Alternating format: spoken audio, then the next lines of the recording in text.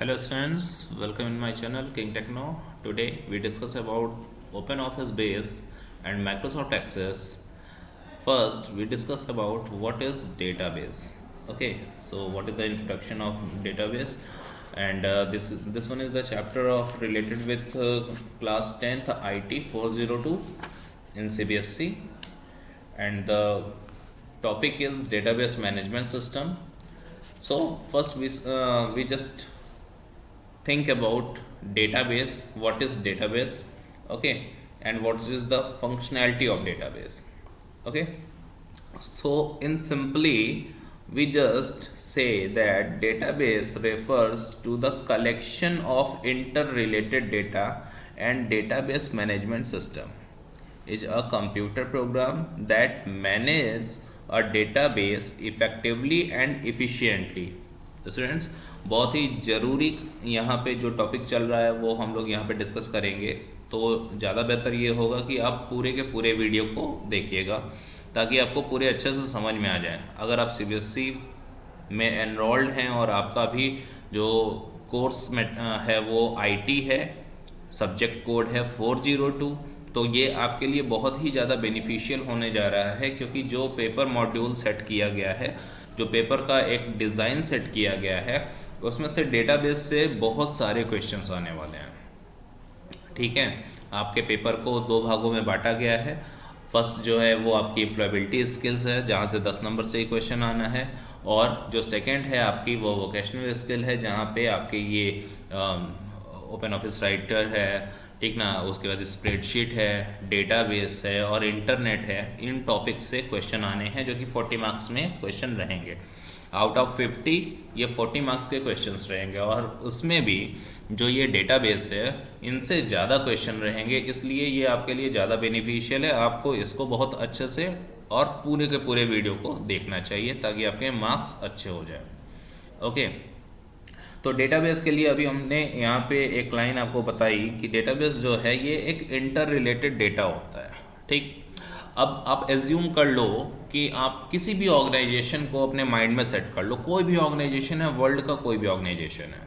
ठीक, हम एक छोटा सा एग्जांपल लेते हैं कि आप किसी भी मॉल में आप जाओ, उस मॉल में आपके पास बहुत सारे मटेरियल्स होते हैं जो आप परचेस कर सकते हो, और आप फ्रीली आप उसको देख सकते हो, उठा सकते हो, रख सकते हो और परचेस कर सकते हो।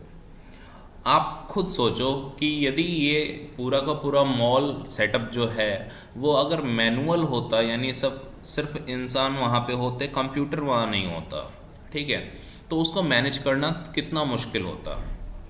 क्यों? क्योंकि पूरे के पूरे मटेरियल्स हैं, उन मटेरियल्स में कितनी चीज़ें परचेस कर ली गई, कितनी चीज़ें नहीं की गई, उनका पूरा का पूरा जो है वो आपको हर दिन जो है वो पूरा चेक करना पड़ता, रिकॉर्ड है ना। तो जो लोग, जो कस्टमर्स होते हैं, वो कपड़े कहाँ उठा के रख दिए, कहाँ नहीं रखे, ठीक ना, आपको पूरा खोजना पड़ता। ये हर दिन का एक टास्क हो जाता जो कि बहुत ही लेंदी होता, और आपको उतना समझ नहीं आता कि किस तरह से इसमें काम करना है और क्या चीज़ें सही हैं हमारे लिए। तो इस वजह से यहाँ पे एक सेटअप डाला गया। आप जब मॉल में कुछ भी परचेस करते हो तो आप उसकी बिलिंग कराते हो। जैसे ही आप बिलिंग कराते हो तो जो वहाँ पे उनके एम्प्लॉयज़ आप वो बिल काटते हैं, ठीक ना, वो उनके सॉफ्टवेयर पे एक सेटअप होता है जो कि डेटाबेस सेटअप होता है, और जैसे ही आप रिकॉर्ड परचेस करते हो, जो भी कोई प्रोडक्ट आप परचेस करते हो, तो उससे क्या होता है कि एक रिकॉर्ड ऑटो मेंटेन हो जाता है। और डेटाबेस में जो भी मटेरियल्स आपने परचेस किया, अगर सपोज कर लेते हैं कि अगर मॉल में 10 जींस हैं और उस 10 जींस में से आप 2 जींस परचेस करते हो, तो जैसे ही उसकी बिलिंग होती है तो उनके डेटाबेस में ऑटो डिडक्शन में 2 जींस कम हो जाती है, ठीक है, और उनके पास 8 जींस बचती है जिसको उनको जाके खोजना नहीं है। ठीक, उनको पता है कि उनके मॉल में से 8 जींस, मतलब 2 जींस जो है वो परचेस कर ली गई हैं, और 8 जींस जो है वो बची हुई हैं जो कि वो आगे परचेस की जाएंगी। तो ये चीज़ जो है वो डेटाबेस है। इसी को अगर हम लोग किसी होटल के हिसाब से सेट करें, तो जैसे आप होटल में जाते हो, वहाँ पे चेक इन करते हो, आप कितने दिन वहाँ पे रह लिए, ये वहाँ के जो एम्प्लॉई हैं वो देखते नहीं हैं, वो याद नहीं करते हैं, ठीक है, आपने एक बार चेक इन कर लिया है। अब जब आप चेकआउट करोगे तो जिस दिन से आपने चेक इन किया है, जिस दिन आप चेकआउट करोगे, उतने पूरे दिन का जो है उनके सिस्टम में बता दिया जाएगा कि ये इतने दिन रहे हैं, इस दिन चेक इन किया और इस दिन चेकआउट किया। तो इस तरह से रिकॉर्ड मेंटेनेंस जो होता है वो यहाँ ज़्यादा बेटर होता है, ठीक ना। इस डेटाबेस की वजह से ही ये सारी चीज़ें जो हैं वो पॉसिबल हैं।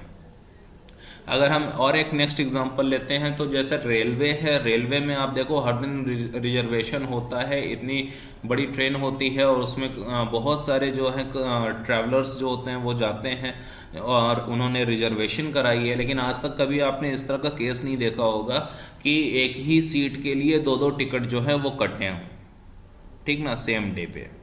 तो सेम डे पे वो एक ही दिन पे वो टिकट सेम सीट के लिए कभी नहीं कट सकते, और ये पूरा का पूरा सेटअप जो है वो डेटाबेस की वजह से ही हो रहा है। तो आप कह सकते हो कि डेटाबेस जो है वो एक इंटर रिलेटेड डेटा होता है जो कि बहुत ही ब्रॉड है, और इसको मेंटेन करना जो है वो सिस्टम का ही काम होता है, कंप्यूटर के थ्रू ही इसको हम कर सकते हैं। तो ये तो डेटाबेस था। अब इसको सेटअप करने के लिए, उसको मेंटेन करने के लिए जिस चीज़ की हमको ज़रूरत होती है वो है डेटाबेस मैनेजमेंट सिस्टम, यानी ऐसे सॉफ्टवेयर जो कि डेटाबेस पे काम कर सके। तो यस, आपके सामने ओपन ऑफिस बेस और माइक्रोसॉफ्ट एक्सेस, ये दो ऐसे सॉफ्टवेयर हैं जो कि इस डेटाबेस को मेंटेन करने के लिए यूज़फुल हैं। तो हम लोग आज उसी की नॉलेज ले रहे हैं कि ये क्या चीज़ें हैं और कैसे इस पर काम किया जाता है। फर्स्ट हम लोग देख लेते हैं हाउ डज वर्क्स, ठीक ना। तो हम यहाँ से अभी सिंपली नोटपैड ओपन कर लेते हैं ताकि आपको चीज़ें इजी समझ में आए, ठीक। पहला क्वेश्चन है हाउ डज वर्क, ठीक ना, यानी ये जो है ये किस तरह से हाउ डेटाबेस जो है वो वर्क करता है, डेटाबेस वर्क, ठीक ना। ये किस तरह से डेटाबेस जो है वो काम करता है, ये एक बहुत बड़ा एक कॉन्सेप्ट है जिसमें सिस्टम जो है वो रिकॉर्ड के साथ मेंटेन होता है और उसके बाद कई सारे यूज़र्स जो होते हैं वो उस पर काम करते हैं। तो इस तरीके से डेटाबेस जो है वो एक सेटअप तैयार करता है और एप्लीकेशन प्रोग्राम के थ्रू जो है वो यूज़र के साथ कनेक्ट होता है और उसके बाद ये आप काम कर सकते हो, ठीक ना। एडवांटेजेस क्या हो सकते हैं इसके, एडवांटेजेस, ठीक। तो एडवांटेजेस क्या हो सकते हैं, तो इसमें हम कह सकते हैं कि जो डेटाबेस है हमारा, ठीक ना, ये रिड्यूस करता है क्या चीज़, ठीक ना। तो reduce the data redundancy, okay. तो ये रिडंडेंसी का क्या मतलब होता है ये आपको थोड़ा समझना होगा, ठीक। Redundancy to a large extent, ठीक है, एक्सटेंट। तो इसका क्या मतलब होता है जब हम लोग बात करते हैं कि रिडंडेंसी, ठीक ना, डेटा की रिडंडेंसी, इसका क्या मतलब होता है भाई। अब देखिए, जब आप बहुत ही large amount of data handle करते हो, अगर आप इसको मैन्युअली हैंडल करते तो जाहिर सी बात है कि बहुत सारी गलतियां यहाँ पे हो सकती थी। इसको रिड्यूस करने के लिए हम लोगों ने डेटाबेस को यूज़ किया, ठीक है। अब जब डेटाबेस को यूज़ किया जा रहा है तो यहाँ पे ये जो डेटा में रिडंडेंसी होती है, रिडंडेंसी का सिंपल सा मतलब होता है डुप्लीकेशन, ठीक। तो डेटा का डुप्लीकेशन जो है वो डेटाबेस में नहीं हो पाता, ठीक। तो जब डेटाबेस में डुप्लीकेशन नहीं होगा तो आपका जो रिकॉर्ड होगा वो प्योरली मेंटेन रहेगा, ठीक। अब सोचिए कि कोई एक बड़ी कंपनी है, उस कंपनी में जितने एम्प्लॉय हैं वो काम कर रहे हैं, ठीक। सपोज कर लीजिए कि आप एक एम्प्लॉय हो और आप वहाँ पे काम कर रहे हो और जो उस कंपनी में डेटाबेस बनाया गया है एम्प्लॉय का, उसमें आपका नाम 2 बार चढ़ा हुआ है। इसका मतलब क्या है कि आपके नाम की रिडंडेंसी हो गई है। इससे क्या होगा कि जब सैलरी प्रोवाइड कराई जाएगी और इसको कोई चेक नहीं करेगा तो आपको 2 बार सैलरी मिल जाएगी। अब तो आपको लग रहा होगा कि ये तो फ़ायदेमंद हो गया कि रिडंडेंसी होना चाहिए, है ना। अब इसको थोड़ा सा उल्टा आप समझिए। सपोज़ कर लीजिए जैसे आप एम्प्लॉई हैं और आपकी 50,000 सैलरी थी, आपको तो 2 बार मिल गई, इसका मतलब है कि आप 1 लाख पा गए, ठीक ना। लेकिन अब इसको थोड़ा सा उल्टा समझते हैं कि कंपनी आपकी और एम्प्लॉय कोई और है। अब ऐसे वाले में अब आपको लगेगा कि हाँ अब तो प्रॉब्लम हो गई है ना, कि आपको 50,000 बस ऐसे ही दे देना पड़ा। क्यों? क्योंकि आपके डेटाबेस में गड़बड़ी थी, इस वजह से आपको दे देना पड़ा। ठीक है, तो ये वाली चीज़ जो होती है इसी को हम लोग बोलते हैं कि डेटाबेस जो है वो रिड्यूस करता है डेटा की रिडंडेंसीज को, और ये एक मेंटेन करता है प्योरली रिकॉर्ड। ओके, तो ये एक एडवांटेजेस आपको समझ में आया होगा। Second one, databases can control data, sorry, data inconsistency। ठीक है, तो इनकंसिस्टेंसी ये क्या वर्ड हो गया, ये भी एक नई चीज़ आ गई आपके सामने। ठीक ना, तो ये क्या मतलब होता है? तो इसका मतलब देखिए क्या होता है कि जब हम लोग कोई, जैसे अभी हम लोग बात कर रहे थे कि रिडंडेंसीज जो होती हैं, तो रिडंडेंसीज जो होती हैं उसमें क्या होता है कि डुप्लीकेशन हो गया। ठीक ना, अब डुप्लीकेशन हो गया तो आपका जो डेटाबेस बनाना हुआ वो हो गया बेकार।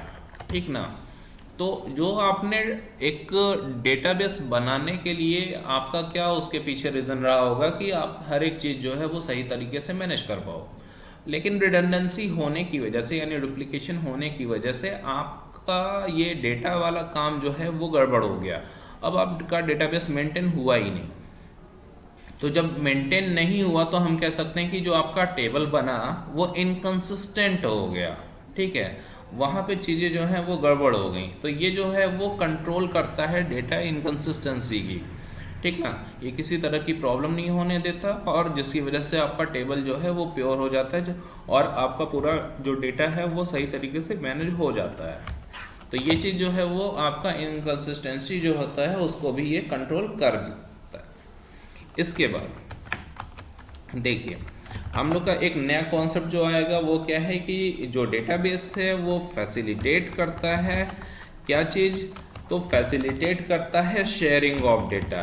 It is a much big qualities. Okay, तो क्या होता है ये, इसको हम लोग यहाँ पे देखते हैं। भाई शेयरिंग ऑफ डेटा आज की डेट में ये सबसे ज़्यादा ज़रूरी चीज़ होती है और ये डेटाबेस की सबसे बड़ी क्वालिटी है। ठीक ना, आप कह सकते हो सबसे बड़ी प्रॉपर्टी है या सबसे बड़ी क्वालिटी है जिसे हम लोग डेटाबेस जो है उसको शेयर कर सकते हैं। इसका फ़ायदा क्या होता है? अब फ़ायदा आप देखो कि आज की डेट में बहुत सारी मल्टीनेशनल कंपनीज हैं। ठीक ना, सपोज कर लेते हैं, हम एग्जांपल लेते हैं रिलायंस का। तो रिलायंस जो होता है ये क्या करता है कि इसमें बहुत सारे अलग अलग ब्रांड्स हैं रिलायंस में, और अलग अलग तरह की प्रोडक्टिविटी होती है। ठीक, कहीं इन्फो का हो गया तो कहीं पेट्रोल का हो गया। ठीक ना, तो इस तरह के अलग अलग तरीके के रिलायंस के प्रोडक्ट्स जो हैं वो निकल रहे हैं, और आप देख रहे हो कि जब इनके प्रोडक्ट्स अलग अलग निकल रहे हैं तो इनके प्रोजेक्ट्स जो हैं वो अलग अलग जगहों पे लगाए गए हैं। अब ऐसे वाले में क्या होता है कि जो रिलायंस है इनका पूरा प्रोजेक्ट जो है वो हैंडल किया जा रहा है किसके थ्रू, तो आप समझ में आएगा कि आपको अनिल अंबानी या मुकेश अंबानी ये नाम है जो कि ये लोग हैंडल कर रहे हैं पूरे रिलायंस को। अब इनमें हर एक प्रोजेक्ट में 1000 ऑफ एम्प्लॉय या उससे ज़्यादा ही एम्प्लॉय काम कर रहे होते हैं। ठीक, तो ऐसे में क्या होता है कि हर जगह के प्रोजेक्ट को देखने के लिए हर दिन मुकेश अंबानी या अनिल अंबानी जो है वो नहीं जा सकते। ठीक ना, तो ऐसी वाली चीज़ें जो होती हैं वो यहाँ पे हम कह सकते हैं कि जो शेयरिंग ऑफ डेटा है वो ज़्यादा यूज़फुल हो गया। यहाँ पे मुकेश अंबानी या अनिल अंबानी की अगर हम बात कर लें तो क्या होता है कि वो अपने प्रोजेक्ट्स जो हैं एक जगह से दूसरे जगह देख सकते हैं जस्ट बिकॉज ऑफ जो डेटाबेस है वो शेयर होता है। ये अगर आपको नहीं समझ में आया तो आप सिंपल तरीके से समझिए कि गूगल जो होता है वो अपने सर्वर में इंफॉर्मेशंस को स्टोर करता है, और उसके बाद फिर आप या आपके जैसे बहुत सारे लोग जो आज की डेट में और अभी के अभी गूगल पे काम कर रहे हैं। ठीक ना, आज आप अभी हो सकता है थोड़ी देर में google.com ओपन करिए और कुछ ना कुछ सर्च करेंगे। ठीक ना, तो क्या होता है कि ऐसे वाले में जो आपके सर्वर हैं उस सर्वर से डेटा जो है वो आप तक पहुंच जाता है। ठीक, तो इसको जो है इसको बोलते हैं शेयरिंग ऑफ डेटा। अगर ये शेयरिंग नहीं होता तो जो डेटाबेस जो डेटा गूगल ने बनाया वो गूगल के सर्वर पे ही रहता और आप तक कभी नहीं पहुंच पाता। तो ये चीज़ जो है ये भी हमारे लिए बड़ा यूज़फुल है, शेयरिंग ऑफ डेटा, जो कि यहाँ से संभव हो सका जब हम लोग डेटाबेस को यूज़ करते हैं। ओके, नाउ नेक्स्ट हम लोग नेक्स्ट यूज़ कर रहे हैं डेटाबेस एनफोर्स स्टैंडर्ड। ठीक है, तो डेटाबेस जो होता है ये क्या करता है, ये एनफोर्स करता है स्टैंडर्ड को, और ये एक ऐसे फॉर्म में होता है जिसकी वजह से चीज़ें जो हैं वो ईज़िली समझ में आ जाती है और आपको कोई प्रॉब्लम नहीं आती।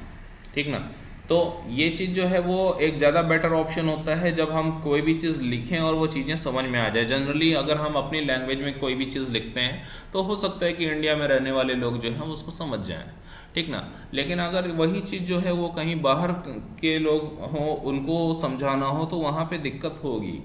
लेकिन डेटाबेस जो होता है वो इस फॉर्म में रखा जाता है ताकि वो चीज़ें जो हैं वो दूसरों को भी समझ में आ जाएं। ठीक ना, तो एक जो भी एक मेथड होता है, तो जैसे हम लोग इसमें जो भी डेटा हम लोग तैयार करते हैं वो टेबल फॉर्म में तैयार करते हैं। अब ये टेबल फॉर्म में जो डेटा होता है वो ज़्यादा बेटर होता है और वो एक ऐसा स्टैंडर्ड फॉर्म होता है जो कि सब लोग इसको समझ सकता है। ठीक है, नेक्स्ट है हमारे पास database can ensure data security. ठीक है, database can ensure data security. Okay, तो ये डेटाबेस जो है उसमें क्या होता है कि जो हमारा डेटा सिक्योरिटी है, चूँकि एक पूरी कंपनी जो होता है वो डेटाबेस पे ही काम कर रहा होता है, इस वजह से ये कहना जो है वो ज़रूरी है कि जो डेटाबेस है वो आपके सिक्योरिटी लेवल पे भी अच्छा हो। ठीक है, ताकि चीज़ें जो हैं वो ईज़िली सबके पास ना पहुंच सकें और जो भी चीज़ ग्रांट किया जाए बस वो एक ज़रूरी चीज़ें जो होती हैं वही चीज़ें जो है वो आप तक पहुंचा जा सके। ठीक ना, तो इसको जो है okay, database can ensure data security means आपने समझ लिया कि सिक्योरिटी लेवल जो होता है वो इनका काफ़ी हाई होता है और जिससे आपका डेटा जो है वो बचता है। ठीक ना, तो ये सब जो है वो एडवांटेजेस हैं जो कि यूज़ किए जाते हैं डेटाबेस के थ्रू। ओके, तो ये चीज़ हम लोगों ने समझ ली कि डेटाबेस जो है वो क्या होता है और उसको वो किस तरह से चीज़ों को मैनेज करता है। ठीक, अभी जो है वो हम लोग एक कॉन्सेप्ट समझते हैं। जो डेटाबेस होता है वो दो तरीके से हमको मिलते हैं, एक तो होता है फ्लैट, ठीक ना, और एक होता है रिलेशनल। ओके, तो ये रिलेशनल और फ्लैट डेटाबेस जो होते हैं इनका क्या कॉन्सेप्ट है। ठीक, तो इसको हम लोग समझते हैं। ये आपका जो फ्लैट एंड रिलेशनल डेटाबेस होता है इसमें क्या होता है कि जब हम कभी कोई एक ऐसे टेबल्स डिज़ाइन करते हैं जो टेबल जो है वो प्योरली सिंगल टेबल पे काम करता है। ठीक ना, टेबल मीन्स रो और कॉलम का पूरा सेट होता है और उस तरह से उसको रिकॉर्ड जो है वो मेंटेन किया जाता है। अभी हम दिखाएंगे कि कैसे उसको करते हैं। ठीक, तो फ्लैट डेटाबेस जो होते हैं वो क्या होते हैं, वो एक सिंगल डेटाबेस पे चलते हैं और सिंगल टेबल पे ही वो डिज़ाइन किए जाते हैं। ठीक, तो उसको हम लोग कह सकते हैं कि वो जो है वो फ्लैट डेटाबेस है। ठीक ना, when all the data is stored in one file then such a database is called flat database. Okay, I hope things हो कि आपको ये समझ में आ गया होगा कि फ्लैट डेटाबेस क्या है। यहाँ पे चीज़ें जो हैं वो क्या होती हैं, वो सिंगली यूज़ की जाती हैं जब हम लोग किसी एक ही फाइल के अंदर डेटा रखे हैं और वहीं से काम कर लेते हैं। तो इससे ये तो क्लियर हो जाता है कि जो फ्लैट डेटाबेस होता है वो छोटे रिकॉर्ड्स रख सकता है, वो बहुत बड़े रिकॉर्ड पे काम नहीं कर रहा है। ओके, फिर भी इनकी पास जो है एबिलिटी है वो काफ़ी हाई होती है। Okay, now next one is the relational database. तो रिलेशनल डेटाबेस क्या होता है, when the data is stored in multiple tables okay that are linked via common fields, then such a database is called relational database, and software handling relational database is called RDBMS. Okay, so RDBMS is known as relational database management system. Okay, and the example of example of relational database is Microsoft Access, Base, Oracle, MySQL. Okay, तो इस तरह के softwares जो होते हैं वो RDBMS को handle करते हैं। और हम लोग की जो भी टॉपिक है वो भी यही है कि जब हम लोग बेस, ओपन ऑफिस बेस या माइक्रोसॉफ्ट एक्सेस जो है उसको यूज़ करें और उससे चीज़ों को समझें। लेकिन अभी हम लोग जो है वो एक बेसिक टर्मिनोलॉजी समझ रहे हैं जो कि डेटाबेस की है। अब हम बात करते हैं बेस जो कि DBMS ऑफ OpenOffice.org है, उसको हम लोग यहाँ पे सेट करेंगे, ठीक ना। तो उसके हिसाब से चीज़ जो है वो हमको समझ में आएगी कि क्या है इसमें, कौन कौन से कॉन्सेप्ट होते हैं जो कि एक सॉफ्टवेयर में मौजूद होते हैं जब हम लोग डेटाबेस मेंटेन करते हैं। ओके, तो इसमें जो एक बेसिक चीज़ होती है वो होती है टेबल, ठीक। ये टेबल जो होते हैं इसको हम लोग बोलते हैं रो और कॉलम। इसके लिए हम आपको दिखाते हैं एक,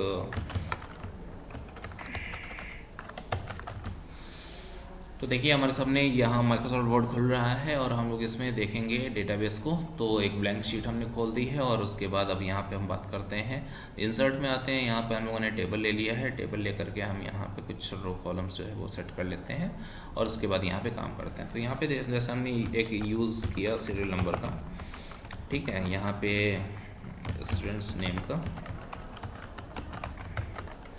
यहाँ पे फादर नेम, यहाँ पे मदर नेम,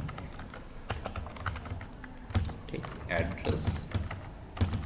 तो इस तरह से आप देखें कि ये चीज़ जो है वो यूज़ की जा रही है और उसके बाद फिर यहाँ पे हम लोग भर लेते हैं। यहाँ पे हमने रखा है ABC, ठीक ना, यहाँ पे ASD, फादर नेम ASD है, मदर नेम जो है वो XYZ कर देते हैं, XYZ मदर नेम है, और एड्रेस जो है वो ये ऐसे कर देते हैं, ठीक है। तो इस तरीके से जो है वो हम एक रिकॉर्ड मेंटेन किए, दूसरा रिकॉर्ड हम मेंटेन करने जा रहे हैं। जो दूसरा रिकॉर्ड है वो हमारा 2 है, ठीक। यहाँ पे जो है हमने MNO रख दिया, student name, father name GHJ है, और जो मदर नेम है वो MNB है, ठीक। और ये इंडिया की जगह इसको नेपाल कर देते हैं, ये नेपाल में है, ठीक। तो ये इनका एड्रेस है। इस तरह से तीसरा रिकॉर्ड भी मेंटेन किया जाएगा। तो आई थिंक आपको ये समझ में आ गया होगा कि ये जो टेबल है हमारा वो किस तरह से डिज़ाइन किया जा रहा है। ओके, तो यहाँ टेबल है, टेबल का ये फॉर्म होता है जिसको हम लोग रो और कॉलम के अकॉर्डिंग सेट करते हैं। और रो और कॉलम जो हमारा होता है वो निश्चित रूप से आप देखने को आपको मिलेगा कि ये देखिए, ये एक कॉलम है, ठीक है, ये दूसरा कॉलम है, ये तीसरा कॉलम है, ये चौथा कॉलम है और ये पांचवा कॉलम है। In the sense of the database we just call column as the field. Okay, it is a field here which name is address. Okay, so field name is address और यहाँ पे ये इनकी value. Next one is mother name. The field name is the mother name and XYZ is the data record. Father name and ASD is the data record. Okay, here field name is the student name and ABC MNO is a record. Here serial number is the field name and this one is the data records. Okay, और यहाँ पे अगर हम बात करें तो ये पूरा का पूरा एक रिकॉर्ड होता है, ठीक ना। ये जो रो हम लोग जिसको बोलते हैं, ये हमारा एक रो है 1, ये 2, ये 3, तो ये एक पूरा रिकॉर्ड होता है जिसको हम लोग रिकॉर्ड बोलते हैं, ठीक। तो ये जो कॉम्बिनेशन होता है इसको हम लोग कहते हैं टेबल। आई होप कि आपको समझ में आ गया होगा। तो डेटाबेस में जब भी हम लोग काम करेंगे तो उसमें हम लोग को टेबल मेंटेन करना होगा। आई होप कि ये चीज़ आपको समझ में आ गई हो, ठीक। इसके बाद आती है क्वेरीज। ओके, तो आप क्वेरीज का मतलब समझते हैं कि क्वेरीज है क्या, ठीक ना। तो क्वेरीज जो होता है आप इसको कह सकते हो, it is a simple question. I just asked a question which related with particular database which is shown here. Okay, and the query is just show me the record of those person who live in India. Okay, तो यहाँ पे हमने एक question आपसे बोला कि एक ऐसा रिकॉर्ड को आप दिखाइए जहाँ पे जिसका एड्रेस जो है या जो रहता है इंडिया में, ठीक। तो आपके सामने 2 रिकॉर्ड तो दिख ही रहा है, आप खुद ही बता सकते हो कि कौन ऐसा पर्सन है जो कि इंडिया में रहता है। तो पता चल रहा है कि ABC, ठीक ना। तो हमने जो क्वेश्चन किया वो इस डेटाबेस से रिलेटेड क्वेश्चन था और हमने जो क्वेश्चन किया उससे आपने एक रिकॉर्ड निकाला ABC। तो जो क्वेश्चन मेरा है वो कहलाता है क्वेरी। ओके, डेटाबेस की लैंग्वेज में इस क्वेश्चन को हम लोग क्वेरी कहते हैं, ठीक। तो ये चीज़ आपको समझ में आ गई होगी। नेक्स्ट ऑप्शन हमारे पास फॉर्म्स है। तो फॉर्म क्या होते हैं? तो भाई फॉर्म एक ऐसा कॉन्सेप्ट होता है जिसको हम लोग यूज़ करते हैं जिससे हम लोग अपने टेबल को डिज़ाइन करते हैं और उसके अंदर रिकॉर्ड जो है वो मेंटेन किया जाता है, ठीक ना। तो ये हमारे फॉर्म्स होते हैं जिसको हम लोग यूज़ करते हैं, ठीक। तो ये चीज़ आपको समझ में आ गई होगी। डेटाबेस आपने देखा, डेटाबेस में आपने टेबल देखे, टेबल में आपने देखा कि हम लोग उसमें जो है वो डेटा आइटम्स रखे हुए हैं, ठीक ना, which is known as the attributes also, ठीक। सेकेंड वन आपने रिकॉर्ड देखा, है ना। तो ये सब चीज़ें जो होती हैं वो यहाँ से सेट की जाती हैं। और जब हम टेबल सेट करते हैं तो इसमें आप देख रहे हो, इसमें बताओ इसमें कौन सा वाला ऐसा कॉलम है जो कि डुप्लीकेट नहीं हो सकता, कौन सा ऐसा कॉलम है, ये कॉलम है, ये कॉलम है, ये कॉलम है, ये कॉलम है, या ये कॉलम है। अगर आप इसको बहुत अच्छे से देखोगे तो आपको समझ में आएगा कि ये वाला कॉलम ऐसा है, सीरियल नंबर, जिसके डेटा कभी डुप्लीकेट नहीं होंगे। ये 1 होगा, ये 2 होगा, ये 3 होगा, फिर से 1 थोड़े ना हो जाएगा, ठीक है, या दोबारा 2 नहीं हो जाएगा। लेकिन यहाँ स्टूडेंट नेम ABC है तो हो सकता है कि यहाँ पे ABC हो। ये भी नेम जो है और एड्रेस जो है, बहुत सारे ऐसे होंगे जो कि इंडिया में रहते होंगे, बहुत सारे ऐसे होंगे जो कि नेपाल में रहते होंगे, और बहुत सारे ऐसे होंगे जो नेपाल में रहते होंगे और उनके मदर का नाम जो है वो भी MNB ही होगा, ठीक ना। तो सेम हियर, यहाँ पे ये वाले जितने हैं ये सब के सब जो हैं वो डुप्लीकेट हो सकते हैं। जो डुप्लीकेट नहीं हो सकता वो है सीरियल नंबर, ठीक। तो ये जो चीज़ होती है ना सीरियल नंबर, इसमें हम लोग एक रेस्ट्रिक्शन लगा सकते हैं, इसके थ्रू हम लोग रिकॉर्ड मेंटेन कर सकते हैं। तो जो ये रेस्ट्रिक्शंस हम लोग की होती हैं, इसमें हम लोग बोलते हैं कि हम जो रेस्ट्रिक्शन लगाएंगे उसका नाम है प्राइमरी की, ओके। तो ये जो प्राइमरी की होता है इसको हम लोग यहाँ पे मेंटेन कर सकते हैं।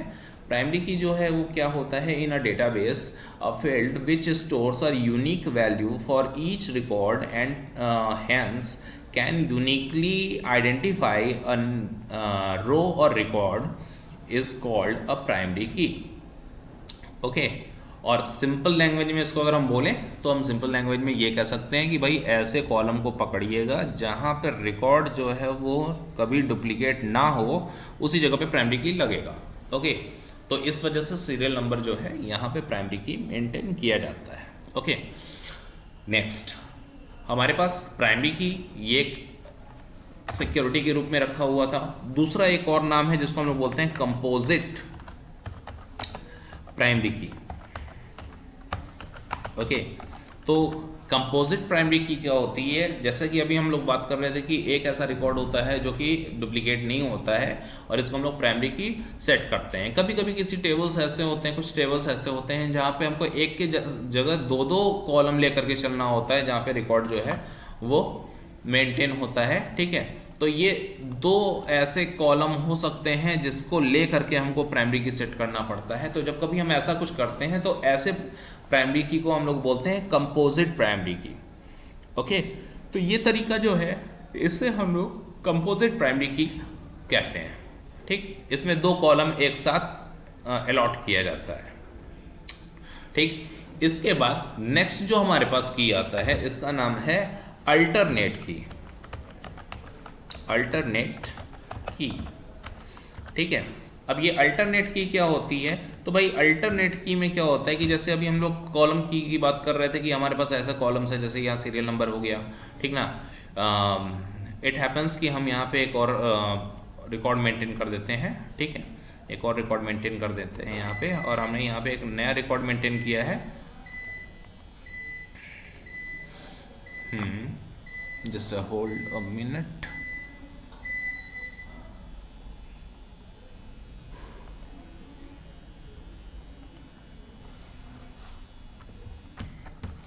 ओके, तो देखिए यहाँ पे हमने एक कॉलम और बना लिया है और यहाँ पे हम एक रोल नंबर ये सेट कर देते हैं। हमारा कॉलम जो है वो रोल नंबर नाम का रहेगा और हमने यहाँ पे भी 1 2 3 इस तरह से सेटअप किया है। नाउ सी, ये कॉलम ऐसा है सीरियल नंबर का, यहाँ पे भी डुप्लीकेशन नहीं होगा। ये कॉलम ऐसा है रोल नंबर का, यहाँ पे भी डुप्लीकेशन नहीं होंगे, ठीक है। तो यहाँ पे इसमें भी डुप्लीकेशन नहीं हो रहा है, इसमें भी डुप्लीकेशन नहीं हो रहा है। इसका मतलब प्राइमरी की ये भी हो सकता है, ये भी हो सकता है, ठीक। तो ऐसा कॉलम जिसमें हम लोग एक को प्राइमरी की बनाते हैं और दूसरा भी वही एबिलिटी रखता है, तो उसको हम लोग कैंडिडेट या अल्टरनेट की भी कहते हैं, ठीक है। तो ये कैंडिडेट था इसलिए इसको हम कैंडिडेट की भी बोलेंगे और ये अल्टरनेट की भी रहेगा इस प्राइमरी की का, ठीक ना। तो इस तरह से हमारे पास अल्टरनेट की भी मौजूद रहती है जिसको हम लोग यहाँ पे यूज़ करते हैं। कैंडिडेट की भी आपको बता दिया। इसके बाद से अगर ऐसा ही एक दूसरा कॉलम और हम पूरा टेबल एक और हम बनाते हैं और उसमें भी ये कॉमन कॉलम हो जाए, ठीक है, तो ये चीज़ अगर हमने किया,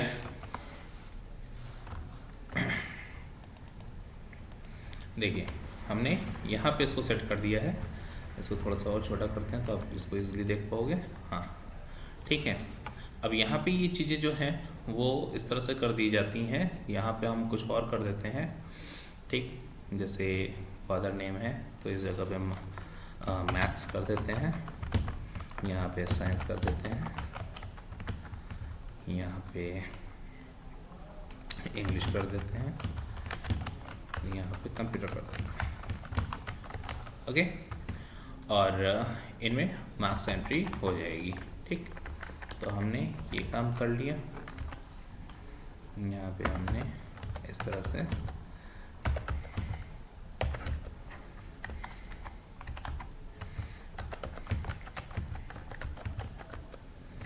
ठीक।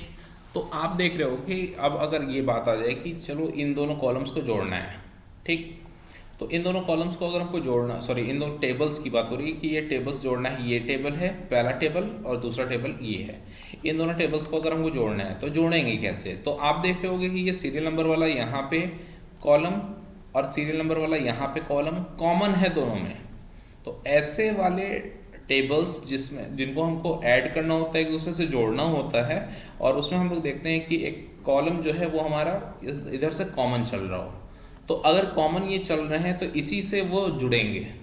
तो फॉरेन की जो होती है वो ऐसी की होती है जो ऐसे ही कॉमन कॉलम्स पे जाकर के लगती है, जिससे हम लोग वैल्यू जो होती है उसको जोड़ सकते हैं, जो टेबल होता है उसको हम आपस में जोड़ सकते हैं। तो टेबल्स को जोड़ने के लिए फॉरेन की का यूज़ किया जाता है, और ये कॉमन कॉलम पे ही जाकर के सेट होते हैं, तो फॉरेन की जो है वो इस तरह से यूज़ हो जाएगी, ठीक। अब इसका ये मतलब नहीं होता है कि यहाँ पे जो कॉलम है वो पहले नंबर पे ही होना चाहिए, इट में भी पॉसिबल कि यहाँ पे हो, ऐसा समझ लो कि यहाँ पे मदर नेम दिया हुआ है, अगर यहाँ पे भी पूरा मदर नेम और इस तरह का दिया होता तो हम यहाँ पे भी फॉरेन की लगा सकते थे, ठीक। तो ऐसी वाली चीज़ जो है वो हम लोग यहाँ से कर सकते हैं, ये चीज़ जो है।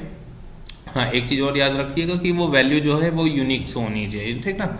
तो फॉरेन की जो है वो कहीं पे भी किसी भी कॉलम में किसी भी टेबल में किसी भी कॉलम पे लगाई जा सकती है, और उसकी वैल्यू जो है वो यूनिक रहनी चाहिए, ठीक। तो ऐसी चीज़ जो होती है वो यहाँ पे हम लोग यूज़ करेंगे, ठीक। तो आपको ये चीज़ समझ में आ गई होगी।